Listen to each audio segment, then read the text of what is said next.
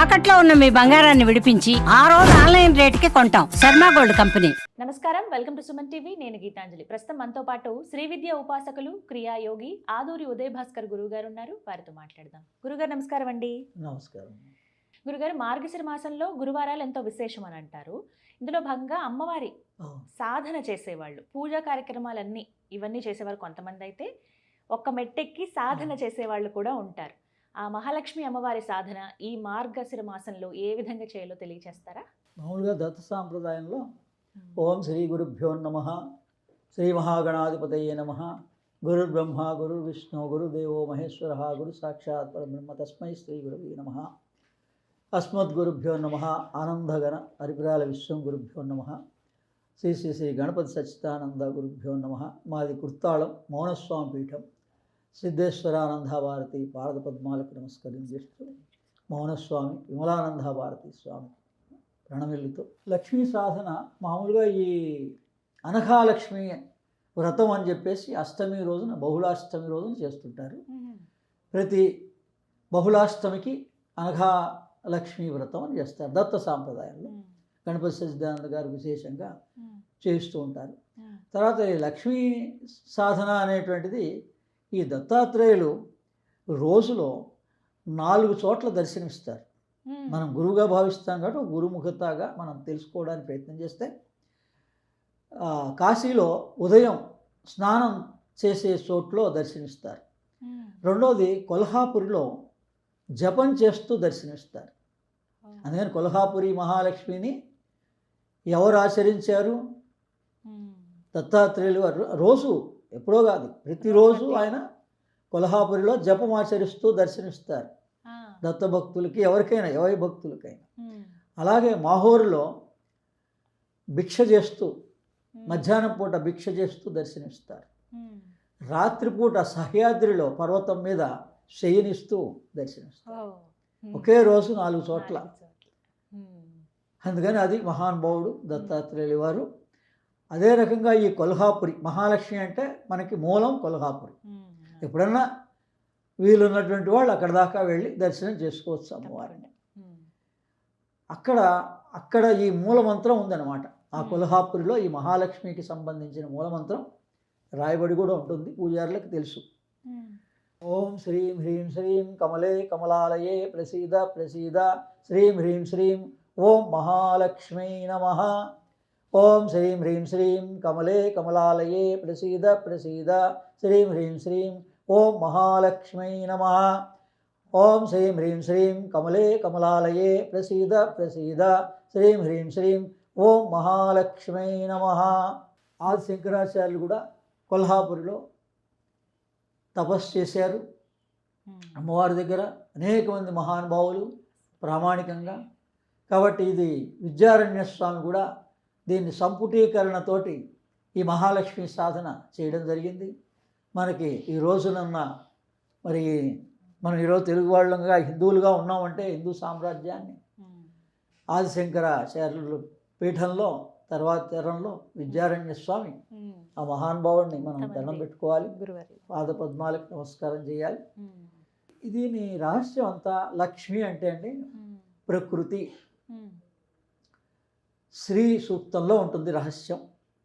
మీరు స్త్రీగా భావించి ఏ దేవతని పూజించుతున్నా దీని రహస్యం అంతా స్త్రీ సూక్తంలో ఉంటుంది. హిరణ్యవర్ణాం హరిణీం సువర్ణరజస్రజాం చంద్రాం హిరణ్మయీం లక్ష్మీం జాత వేదో మమావహ. అలాగే ఆదిత్యవర్ణాం తపసో జాతో వనస్పతిస్తవ వృక్షోద బిల్వః 6వ శ్లోకంలో ఉంటుంది. ఆదిత్యవర్ణాం తపసోజాతో వనస్పతిస్తవ వృక్షోద బిల్వః. బిల్వ వృక్షంలో అమ్మవారు ప్రత్యక్షంగా ఉంటుంది, అందుకని వృక్షాల్లో ఉంటుంది. పంచవటి అని చెప్పేసి ఆదిశంకరాచార్యులు 5 రకాల వృక్షాలు దేవతా వృక్షాలని చెప్పారు. సామాన్యస్తులకు కూడా లక్ష్మీ అనుగ్రహ ప్రాప్తి కలుగుతుంది. ఎలా? ఈ 5 రకాల వృక్షాల్లో రావి కానీ, మర్రి కానీ, ఉసిరి కానీ, ఆ తర్వాత అశోక వృక్షం ఒకటి ఉంది. ఇలా ఈ 5 రకాల వృక్షాలు ఉన్నాయి. పంచవటి అంటే మీకు తెలుస్తుంది అందులో. అందుకని బిల్వ వృక్షం ప్రధానంగా మనం ఈ దేవాలయాల్లో కానీ, ఇప్పుడు మేము మారేళ్ళ రామకృష్ణ మాస్టర్ గారి హైదరాబాద్లో ఉన్నటువంటి శిష్యులంతా మల్లికార్జున స్వామి గుడి దిల్సుఖ్ నగర్ దగ్గర గడ్డన్నారం దగ్గర ఉంది. అవునండి. కరణ్ బాగ్లో మల్లికార్జున స్వామి గుడి అంటే సెర్చ్ చేస్తే వస్తుంది యూట్యూబ్లో కూడా. అవునండి. అక్కడ ఈ సాధనలు గత 10 ఏళ్ల నుంచి కూడా నిర్విఘ్నంగా రోజు హోమం చేస్తున్నాం. తర్వాత ఈ 2 సంవత్సరాల నుంచి, గత 2 సంవత్సరాల నుంచి ప్రతి అమావాస్యకి 2-3 ఏళ్ల నుంచి కూడా నేను కోటి మహాలక్ష్మి మంత్రాన్ని పూర్తి చేశా. పూర్ణాహుతి కూడా చేసుకున్నాం. 108 కుండలీలతోటి విజయవాడలో జరిగిన పూర్ణాహుతికి అటెండ్ అయినాను నేను. అలా వాళ్ళు సంవత్సరం అంతా చేశాక ఈ పరిసమాప్తిగా దీపావళి అమావాస్యకి చేస్తారు. ప్రతి అమావాస్య చేస్తారండి. విశేషంగా ప్రస్తుతం గో మహాలక్ష్మి అమ్మవారు ఎక్కడ ఉంటుంది? గోవులో కూడా ఉంటుంది గో మహాలక్ష్మి. అందుకని గోశాలల్లో ఈ మహాలక్ష్మి సాధనని ఇప్పటికి 4 నెలల నుంచి చేస్తూ వస్తున్నాం. జియాగూడలో పెద్ద గోశాల ఉంది, అక్కడ చేసాం. అక్కడ చేస్తే ఆ గోశాల ఆయనే చెప్పాడు మాకు విశేష ఫలితాలు కలిగినాయండి అని. అంతకన్నా ప్రామాణికం ఏముంది? సిటీలో ఉన్న వాళ్ళు వెళ్ళి వాళ్ళని అడగచ్చు.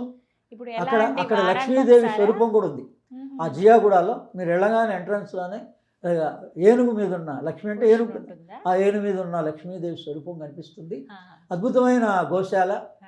ఎప్పుడు ఎవరికైనా ప్రార్థాలున్నా, ఈ గ్రహాలు దోషాలున్నా కూడా గోశాల దగ్గరికి వెళ్ళి కాసేపు అక్కడ ప్రదక్షిణ చేసి అక్కడ ఉచ్ఛ్వాస నిశ్వాసాలు తీస్తూ కొద్దిగా ప్రాణాయామం చేయాలి. ఎక్కడికి వెళ్ళినా కూడా ఈ గోవు దగ్గర ఆ శ్వాస మీలోకి వెళ్ళాలి.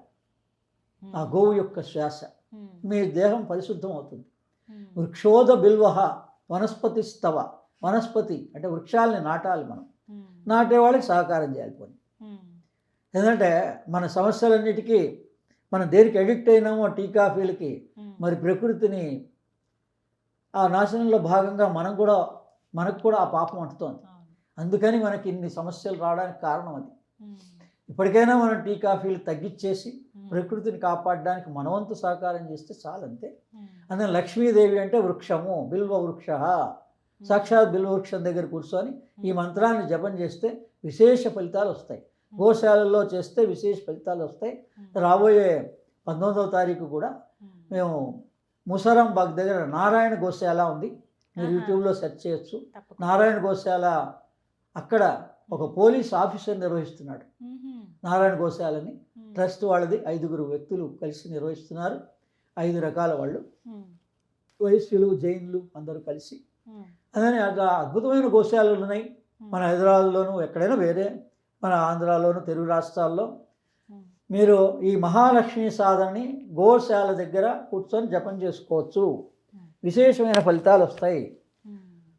తర్వాత బిల్వ వృక్షం దగ్గర చేసుకోవచ్చు.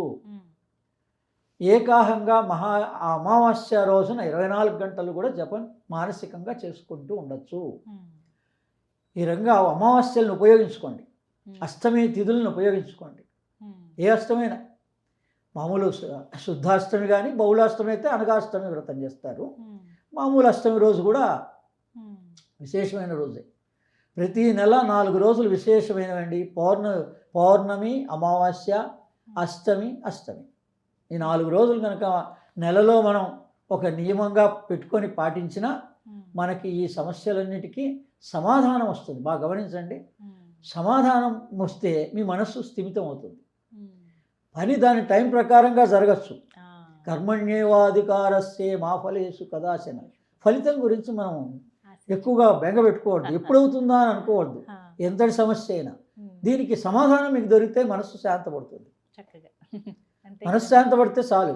ఇప్పుడు మనకి దేహంలో ఏదైనా చిన్న జ్వరంలో వచ్చినా ముందు మనం శాంతంగా ఉంటే మన హాస్పిటల్ దాకా తీసుకెళ్ళాలి. మనకు కంగారు పెడితేనే మన హాస్పిటల్ తీసుకెళ్ళి అంత డబ్బు ఖర్చు అవుతుంది.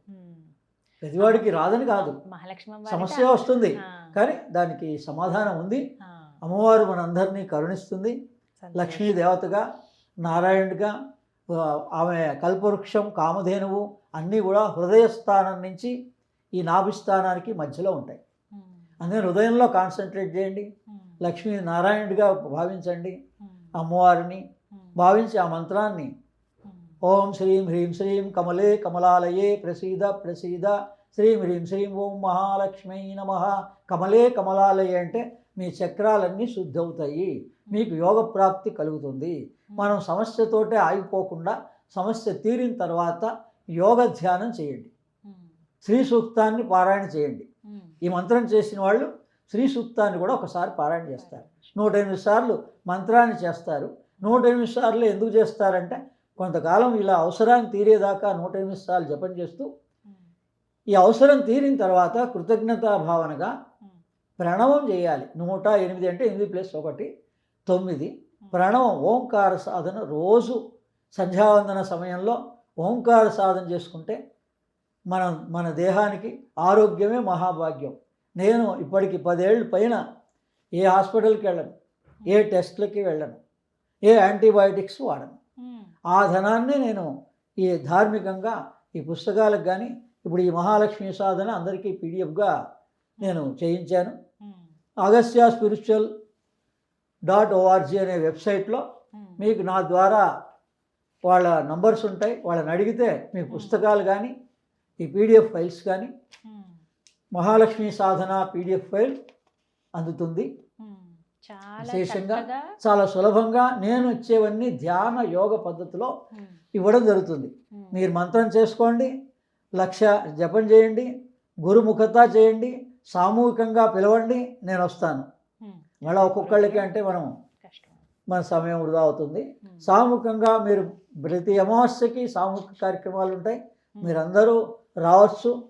ఈ నెలలో జరిగేది విశేషంగా ఇలా ముసరాంబాగ్ దిల్సుఖ్ నగర్ దగ్గర నారాయణ గోశాలలో జరుగుతోంది. తప్పకుండా గురుగారు, సంతోషం. మహాలక్ష్మి అమ్మవారి సాధన ఎలా చేయాలి విశేషంగా ఈ మార్గశిర మాసంలో చాలా చక్కగా తెలియజేశారంటే ధన్యవాదాలు.